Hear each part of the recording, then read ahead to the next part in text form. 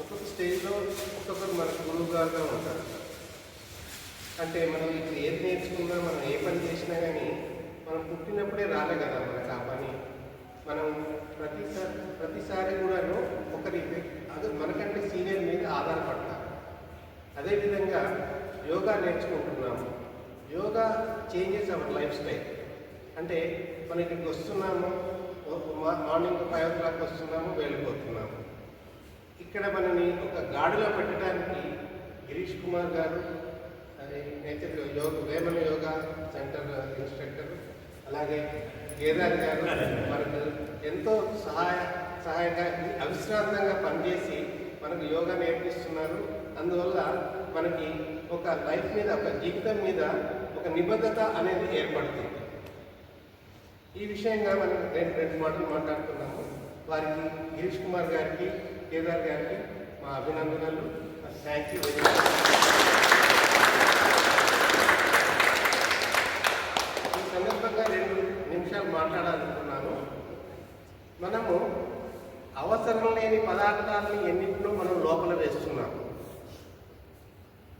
అవసరమైన పదార్థాలని అవసరానికి మించి తింటున్నాము.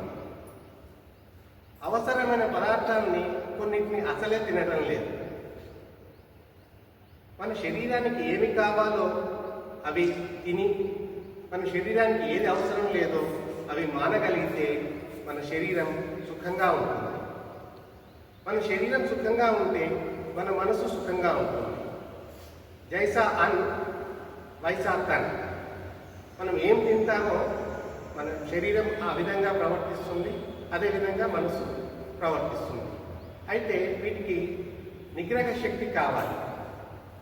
మనము శరీరానికి ఏమి కావాలో అదే తీసినట్లయితే, అదే పనులు చేయాలనుకుంటే మన శరీరము మన మనసు చెప్పినట్టు వింటూ ఉంటుంది. మనసు చంచలమైనది. మన మనసుని ఏకాగ్రతతో ఏది మంచిది, ఏది చెడు అని నిర్ణయ శక్తి మన మనసుకు ఉంటుంది.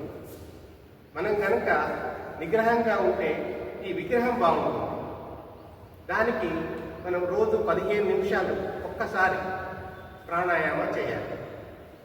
ప్రాణాయామం చేయడం అంటే ఇక్కడ రాగానే ఇలా మూసుకొని ఏదో చేస్తుంటాం. కానీ మనం ప్రాణాయామం చేసినప్పుడు మన మనసుని, మన శరీరము ఒకే దగ్గర ఉంచాలి. అదే యోగా. మనం ప్రాణాయామం చేసుకుంటూ ఏదో ఆలోచించామనుకోండి, దానివల్ల లాభం ఉండదు. మనసు మీద ధ్యాస పెట్టి మనసుని బంధించాలి. మన మనస్సు, శరీరం ఒకే దగ్గర ఉండాలి. అదే నిజమైన ప్రాణాయామం. అప్పుడే మనకు మన మనసు మీద శక్తి లభిస్తుంది. మన మనసుని కంట్రోల్ చేయగలుగుతాం. అందుకని రోజు 15 నిమిషాలు ప్రాణాయామం తప్పనిసరిగా చేయాలి. అదేవిధంగా రోజుకు 2 సార్లు వ్యాయామం చేయాలి. ఇక్కడ 5 గంటలకు లేచి వస్తున్నాము, చాలా సంతోషము. మీ అందరికీ అభినందనలు. వేరే వాళ్ళు ఇప్పుడు కూడా లేవని వాళ్ళు ఎంతోమంది ఉన్నారు. వాళ్ళకంటే మనం చాలా బెటర్ పొజిషన్లో ఉన్నాం. ఇకపోతే సాయంత్రం భోజనం చేసిన తర్వాత ఏ వ్యాయామం చేయడానికి లేదు. ఒక వజ్రాసనం మాత్రం వేయచ్చు, లేదా వాకింగ్ చేయొచ్చు.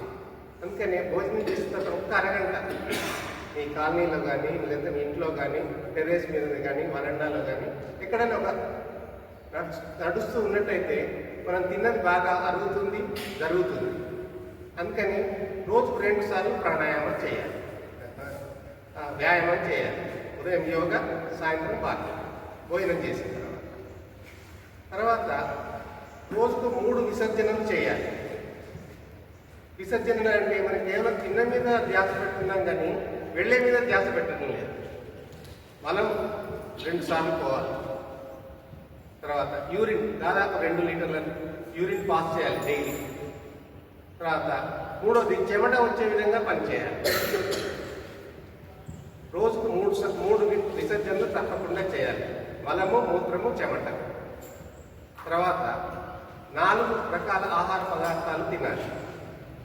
Juices, dry nuts, dry fruits, all seasonal fruits, salads, మీకు నచ్చిన ఏ ఆహారమైనా కానీ ఒకసారి మొత్తం 4 రకాల ఆహార పదార్థాలు తినాలి. అప్పుడే మన శరీరం సుఖంగా ఉంటుంది. అదేవిధంగా రోజుకి 5 లీటర్ల నీళ్ళు తాగాలి. లేదా పెద్దవాళ్ళు అయితే 4 లీటర్లు తాగినా సరిపోతుంది. యుక్త వయసులో ఉన్న వాళ్ళందరూ 5 లీటర్లు నీళ్ళు తాగాలి. దానికి తగ్గట్టుగా విసర్జనలు చేయాలి. చెమట రావాలంటే నీళ్ళు కావాలి. అదేవిధంగా 6 గంటలు నిద్రపోవాలి. గాఢ నిద్ర. గాఢ నిద్ర అంటే మనం 9ంటికి తింటున్నాము, 10ంటికి పడుకుంటున్నాము. అది గాఢ నిద్ర కాదు. మనము పడుకునే లోపల ఆహారం అరిగిపోవాలి. అప్పుడే శరీరంలో మిగతా అవయవాలు ఏవి పనిచేయకుండా ఉంటాయి. 9 గంటలకు తింటాము, పొట్ట పనిచేస్తుంది, లివర్ పనిచేస్తుంది, ప్యాంక్రియాస్ పనిచేస్తుంది, దానికి బ్లడ్ పొట్టకి ఎక్కువ పంపించడానికి గుండె పనిచేస్తుంది, మన లంగ్స్ పనిచేస్తుంటాయి. మనము కొన్ని అవయవాలు పనిచేస్తున్నప్పుడు మనం నిద్ర సరిగా పోలేము. అది గాఢ నిద్ర కిందికి రాదు. అది మత్తు నిద్ర మాత్రమే. నేను అనేది ఏంటంటే, మన శరీరము ఒక వ్యక్తి ఒక బెడ్రూమ్లో పడుకున్నప్పుడు లైట్ వేసి టీవీ పెడితే మనం నిద్ర సరిగా పోగలుగుతామా? పోలేదు. మరి మనం చేస్తున్న పని ఏమిటి? 9 గంటలకు తింటున్నాము, 10ంటికి పడుకుంటున్నాము. అది అరగడానికి 2 మార్నింగ్ 2 అవుతుంది. సో ఆ 10 to 2 అనేది నిద్ర కిందకి రాదు. అది 2 తర్వాతే మనకు గాఢ నిద్ర పడుతుంది. సో మనం తిన్నది అరిగిన తర్వాత నిద్రపోవాలి. 10 గంటలకు పడుకోవాలంటే 7 గంటలకు భోజనం చేయాలి.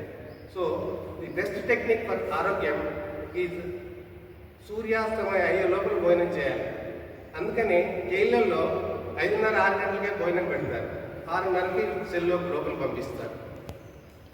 సో వాళ్ళు మనకంటే ఆరోగ్యంగా ఉన్నారు. మనం బయట ఉంటే చెడిపోతున్నాం.